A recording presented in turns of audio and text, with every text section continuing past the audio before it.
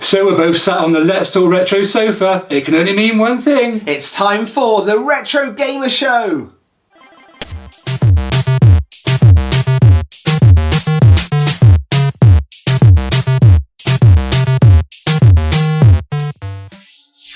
Coming up on today's action-packed show, I take you back to a time when I used to play my Commodore 16 in games we used to play. And I get to grips with a new version of an old classic controller. We know you love it, it's Games Chart Flashback, but what will be the system, the month and the year? And if you're looking to get yourself to a retro gaming event this year, we've got the lowdown in what's on. So sit back, relax and join us for this and so much more. So we've got a new feature for you today. It's games we used to play. Yes, and to kick things off, I'm going to take you back to the days when I used to play on my Commodore 16. So it's time for a game I used to play. And back when I used to have my beloved Commodore 16, I used to play a game a lot called Blitz. Now, as you may see, this came on a cassette with another game called Stellar Wars, which I don't really remember a lot about because all I used to do is play Blitz. So anyway, let me tell you a little bit about this game. So here we go then with Blitz on the Commodore 16. And as the blurb says, you are the pilot of a light bomber aircraft. You are running out of fuel and your only hope is to flatten the city to enable your aircraft to land. So it's a bit of an I'm alright Jack situation in that you're going to just bomb all the skyscrapers in the city, completely flatten it so you can land your plane. Of course, this is a game that probably wouldn't be released these days after the tragic events of 9/11. As for the controls in this game, well, they are very simple. All you have to do is press the space bar to drop the bombs. But you must remember that you can only drop one bomb at a time. Getting your aim right with the bombs in this game is crucial. As you can see, you need to take out the taller skyscrapers first, otherwise your plane, as it gets lower and lower, is going to crash into them. You may have noticed that the bombs don't take out all of the taller skyscrapers in one hit. So as your plane gets lower, you have to contend with bombing the bits left from the taller skyscrapers as well as taking out the smaller ones. As your plane gets lower, the game gets more tactical as it becomes more apparent which skyscrapers you need to take out next if you're going to successfully land your plane. At this stage of the game, your timing of dropping the bombs becomes more and more important, as you don't want to miss the taller skyscrapers or your game will only end in failure. Anyway, enough talk, let's speed this up a little and see if I manage to land the plane.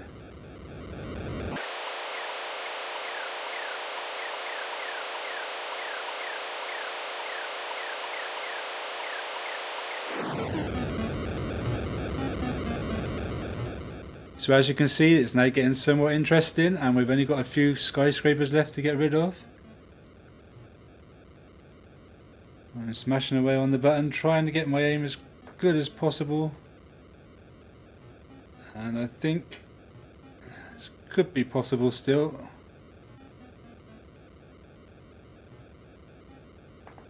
Need to get this one and this one. Oh yes, the skills are still there. I reckon I could do this. Let's get this one. This one. Oh no! Missed. And this is tragically going to end in disaster at the very last point. So not quite successful at landing the plane this time, but let's show you a time when I was successful.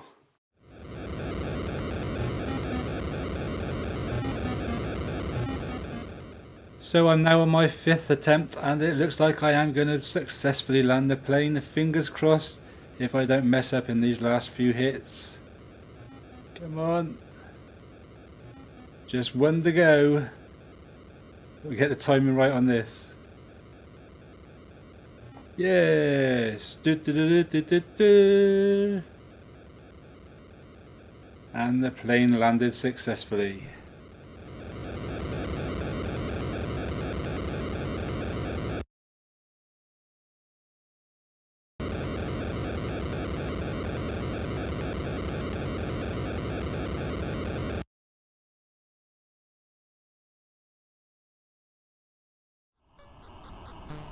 Now here we have the Commodore 64 version of the game, and this was entitled Super Blitz. Now in my opinion the graphics and the sound aren't any better on the Commodore 64 version. You do get the odd cloud drifting by and it's all a bit grey, it looks like smog has ascended on the city. You may have also noticed a shadowy monkey figure that's walking along the bottom of the screen, and I think this is supposed to depict King Kong. And if you can isolate a skyscraper like this one here on the right, King Kong comes in, climbs up it, and if you can bomb that skyscraper while he's on it, you get 200 bonus points. But apart from that, there's no real difference between the Commodore 16 and the Commodore 64 versions of the game. So what are my memories of Blitz? Well, my main memories of Blitz are that I remember buying it in a small computer shop in a town called Stroud, which isn't too far from where I live.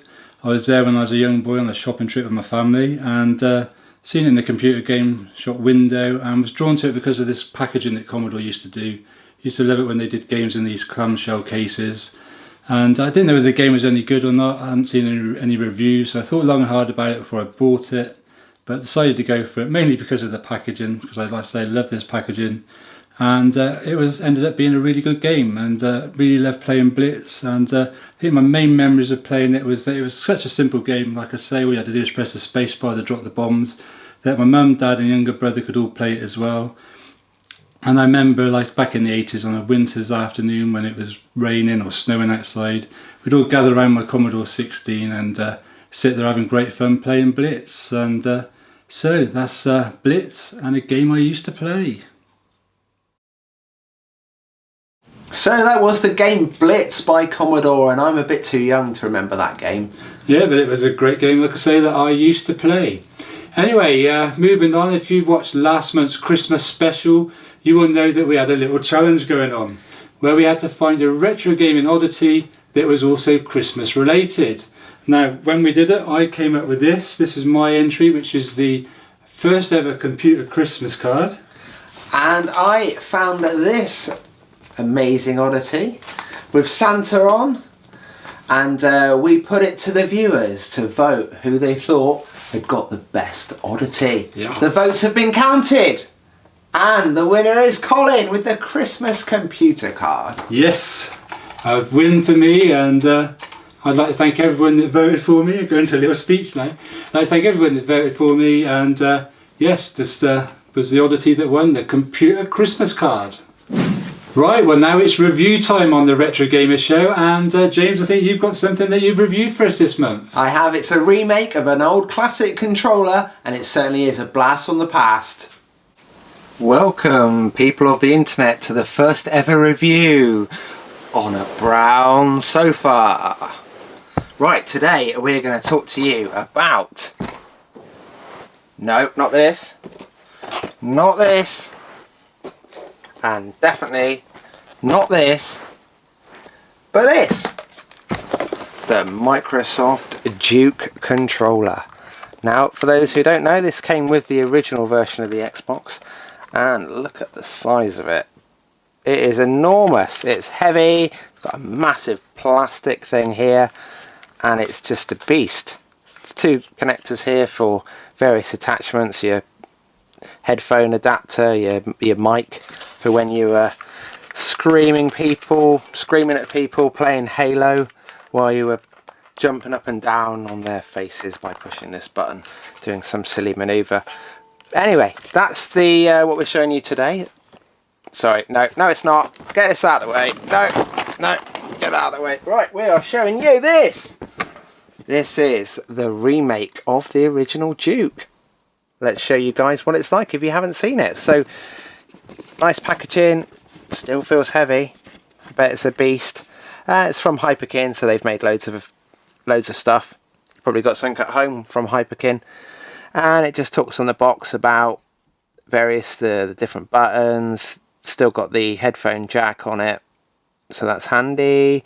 Classic design featuring the original Xbox animated startup screen, and it's played right inside the Xbox button.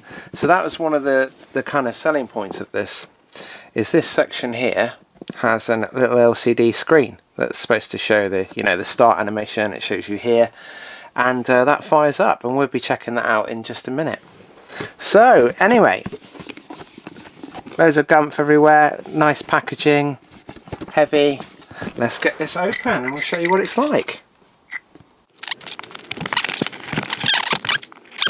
Oh, so look at this. This does look a bit posh. It's got its own foam cutout. And you can see the screen here. And a lot lighter than the original. But then, that's technology for you. So let's have a look at the back. There's your headphone jack, or your mic jack. No sockets there for your memory card, but of course you can't use this on the. Well, maybe you can. Maybe there's some kind of adapter that you can use this. But I'm hoping this is a USB, and of course it is. So it's a micro USB. Right, that's enough waffle from me. Let's get this thing plugged in. You plug in your USB and it powers up your Xbox. And here's the moment you've been waiting for, the Xbox original startup screen right in front of you on your very own controller. So you've seen one of the main selling points of this Hyperkin Duke controller, the light up LCD screen that comes up here. And what a great screen it is too. It's very sharp. Granted, it doesn't do, you know, that much. It just shows you the Xbox boot up logo, but you know, that's all it does. The cable is quite long. It's about 2 meters. So if anyone needs to know that, that's you know, good length. You would have been nice to have a wireless controller and have a battery pack in there, but maybe the screen uses too much power, or you know, just maybe they'll do another one and that'll be wireless. The little shoulder buttons are there, of course, so they weren't originally on the Duke controller, as you know, the original. There's nowhere for your memory stick, but you don't need it because it unfortunately doesn't work on the Xbox 360, but it does work on Windows 7 and of course Windows 10 and your Xbox One, so that's what it's designed to do. And yeah, what a great little controller. And now for something a little bit different.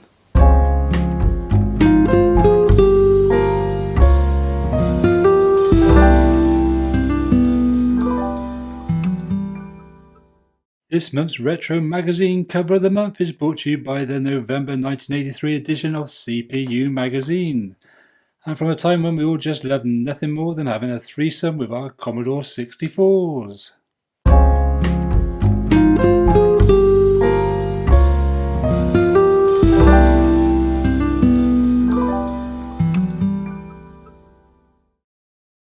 So we did warn you it was going to be different. Moving swiftly on, let's check out the Games Chart flashback.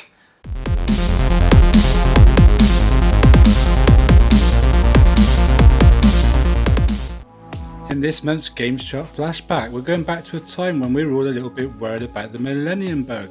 But we needn't have worried about it because nothing really happened apart from a load of IT people making a ton of money out of it. The Millennium Dome opened its doors, housing the Millennium Experience, a major exhibition celebrating the beginning of the third millennium. We were all addicted to playing Snake on our Nokia mobile phones, and Brittany was at the top of the charts with this.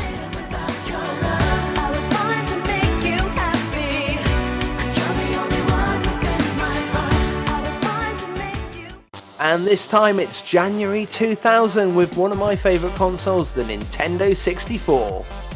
And first up at number 5, it's Rayman 2: The Great Escape. It's an action-adventure game developed by UB Pictures and published by the famous Ubisoft, and it's the sequel to the original Rayman. It was released for the N64 and also Microsoft Windows back in 1999, and the Dreamcast and the PlayStation versions came out in 2000. It was later adapted for the PlayStation 2 and it was called Rayman Revolution. The Game Boy Color also had a game as well, Rayman 2 Forever.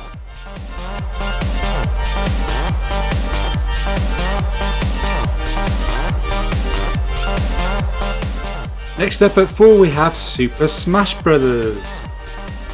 This game was originally released in 1999 and had a small budget and was only released in Japan, but its domestic success led to a worldwide release. The series achieved even greater success with the release of Super Smash Bros. Melee, which was released in 2001. And of course, I'm sure you all know that the series features many characters from Nintendo's most popular franchises, including Mario, Donkey Kong, The Legend of Zelda, Metroid, Star Fox, Kirby, Yoshi and Pokemon.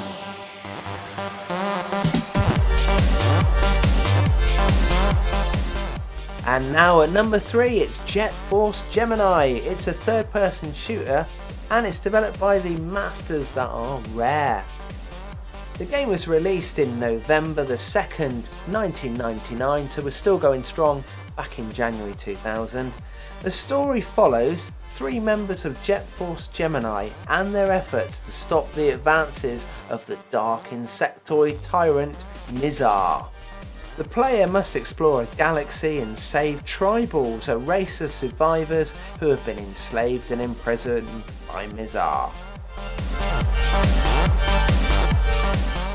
At 2, it was WWF WrestleMania 2000. Now, this game was obviously based on the World Wrestling Federation's annual pay-per-view event, WrestleMania. However, the game was actually released 5 months prior to the actual event. Over 50 WWF wrestlers were included in the game, and usual WWF modes such as Royal Rumble and King of the Ring were included, along with pay-per-view mode enabling the player to either recreate or create unique pay-per-view events. This was also the first WWF game released by THQ.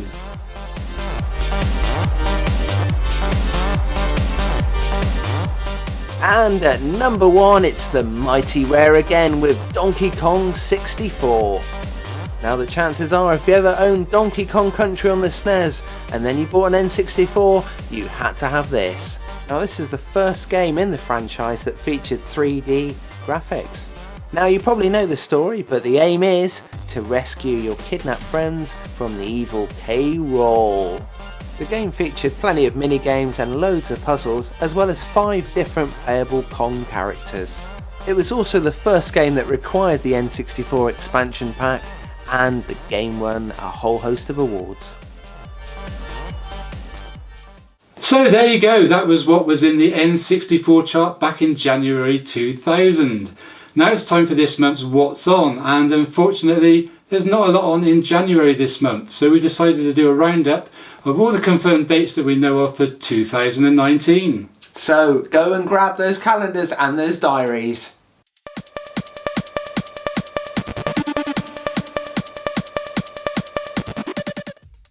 And first up, the Retro Games Fair is back, and it's going to be at the Marriott Hotel in Leeds on Saturday the 2nd of February. It kicks off at 10 AM right through till 4, adults are £2, children are 50p, and if you want more info, visit retrogamesfair.com.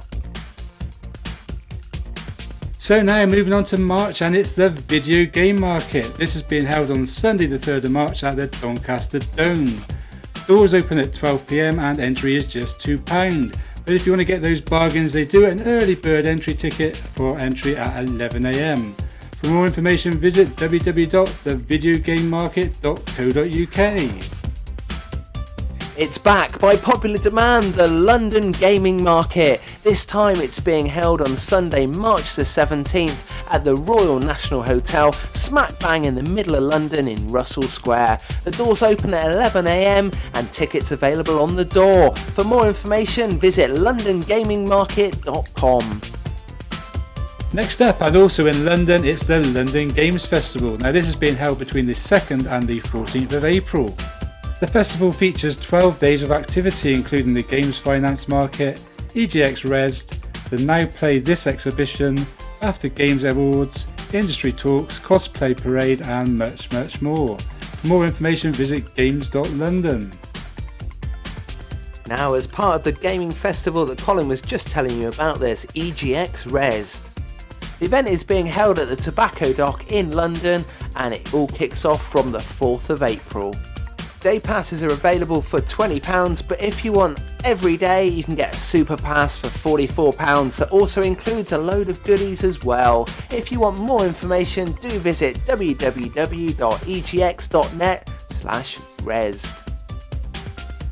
And now something that we're really excited for. Play Expo is back in action, and yes, after last year's successful expos, they're back in Manchester.